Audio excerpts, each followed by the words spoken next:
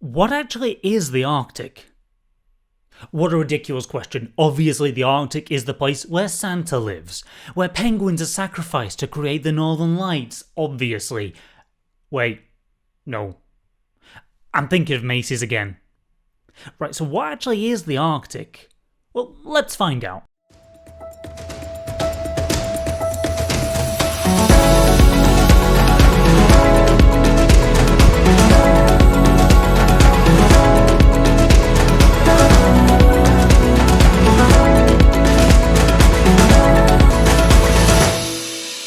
Welcome back to the Arctic Beyond, the channel where I discuss everything about the Arctic. For this story though, I thought I'd take a zoom out from the individual stories about the Arctic and answer the question that has plagued philosophers such as Rudolph the Red-Nosed Reindeer and Norm of the North. The Arctic? What? You can't tell what that is? No, that's not how this works. Well, first of all, the name Arctic. It derives from the Greek word Arcticus, which means the land of the north, and that itself is derived from Arctus, which is the name of the constellation of the Great Bear. What everyone thinks of first when they think of the Arctic is probably the Arctic Circle, 66 degrees north, the most famous circle since the wheels that brought the first hot dog cart to ancient man. Unfortunately, hot dogs were soon after that hunted to extinction, but there was a brief period of time where hot dogs roamed freely throughout the earth. We had it all back then. When they were choosing where the Arctic Circle would be, it wasn't just a random choice, it does have a definition. The Arctic Circle is defined as the southernmost latitude in the northern hemisphere where the sun can remain for 24 hours below or above the horizon continuously. In other words, if you get insomnia in the summer and depressed in the winter, you're in the Arctic. Well done. God damn, I did not realize how far the Arctic Circle is. And for many people, the Arctic Circle, well, that's enough. But does sunlight really define what is the Arctic? Well, what else do you think of? I bet the first thing you think of really when you think of the Arctic is probably temperature, right? It's cold. Everyone thinks of the Arctic and thinks, oh bloody hell, that's going to be cold there. And I bet I'm not alone in thinking on a daily basis just how hot the Arctic is. It consumes me. Well, there's an Arctic definition based on temperature too. It's called the 10-degree isotherm, and it's defined as any area where in July, by far the hottest of months, the average temperature is below 10 degrees Celsius. Already, if we compare these two maps of the Arctic based on the Arctic Circle and the 10-degree isotherm, it looks very different. The temperature map now includes most of Iceland, all of Greenland, none of Sweden or Finland, only a little bit of Norway, it grabs a lot of Canada, cuts off a lot of Alaska and Russia. But the big winner of the temperature map is the ocean? Well, that makes sense, right? I mean, land is inherently warmer than water, so the big, thick continents of Europe and North America, they stay warmer, whereas the more kind of island fragmented parts of the Arctic, like Eastern Canada, Greenland, Iceland, stay colder. So we've got the Arctic Circle, which just shows where the sun is. And we've got the temperature map, which kind of just shows where it's wetter than other places. But what else do you have to think about? Picture an Arctic landscape. Take away the dancing polar bears. Take out Elsa's castle. Take away the Bond villain lair. What are you left with? What's left looks pretty bare and barren. There's nothing much growing. So where can things still grow? I've got amazing news for you. There's a map for that. There's an app for that, and I'm serious. The Arctic tree line boundary. That's the northernmost place around the world where trees can still grow. Looking at that definition of the Arctic, for Russia and Alaska, it's pretty close to the standard Arctic Circle.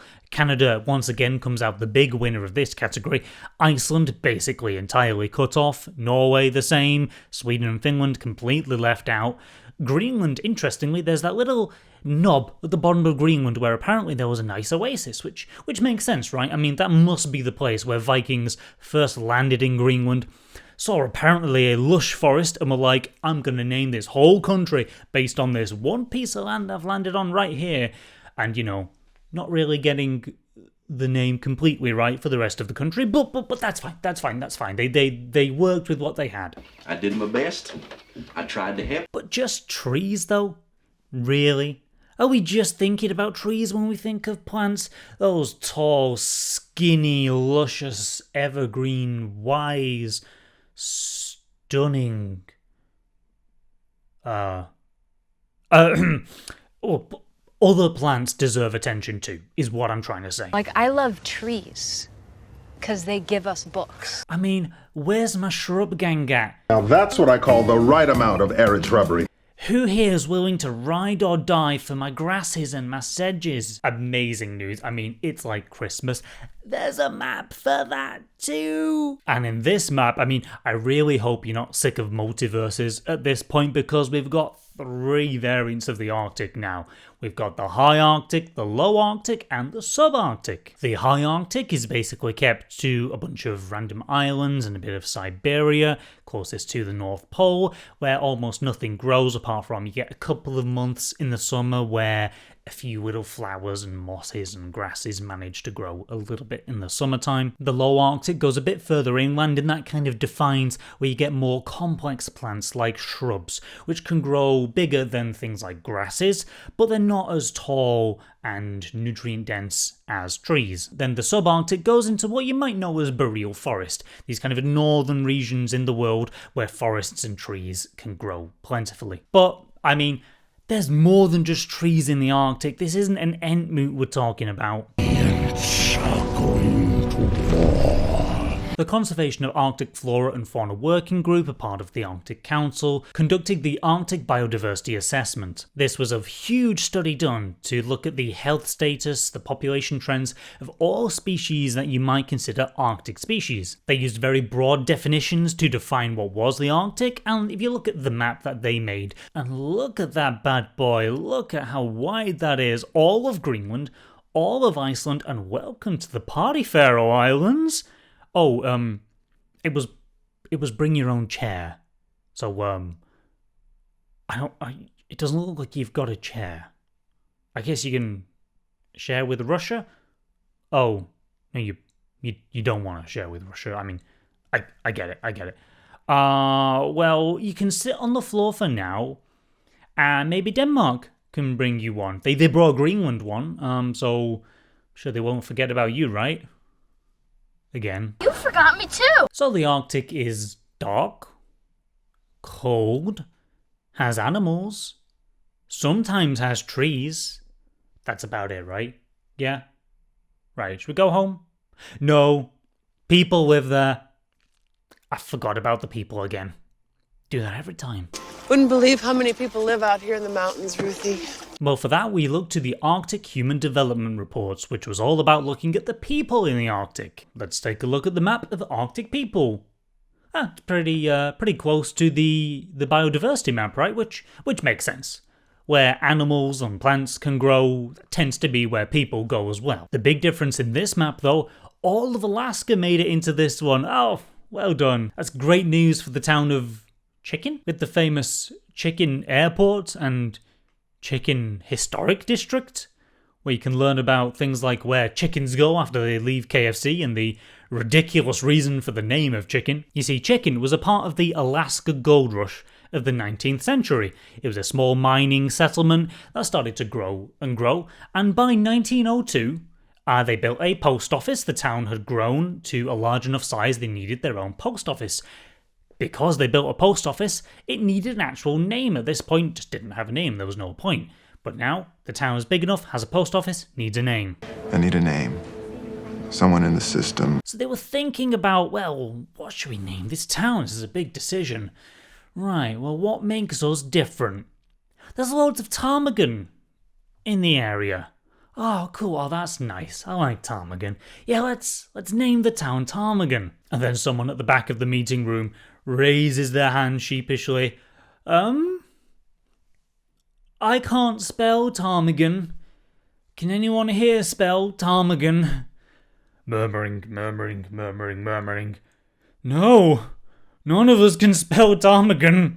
Well, I've got the idea of a fat bird in my head now. The town has to be named after a fat bird. What's a fat bird that we can all spell the name of? And lo and behold, the town of Chicken was born. Beautiful. I like chicken fried. Brilliant decision-making skills. You know, I really wish that all difficult names went through the same kind of decision-making process as that. Worcestershire Nah, don't like that. There's loads of houses in Worcestershire. House! Oh, perfect. We're naming it House. Tajikistan? Who's got time for that?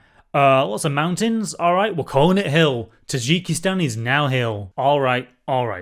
So there are definitions of the Arctic based on the sun, based on trees, based on other plants, based on animals, based on people.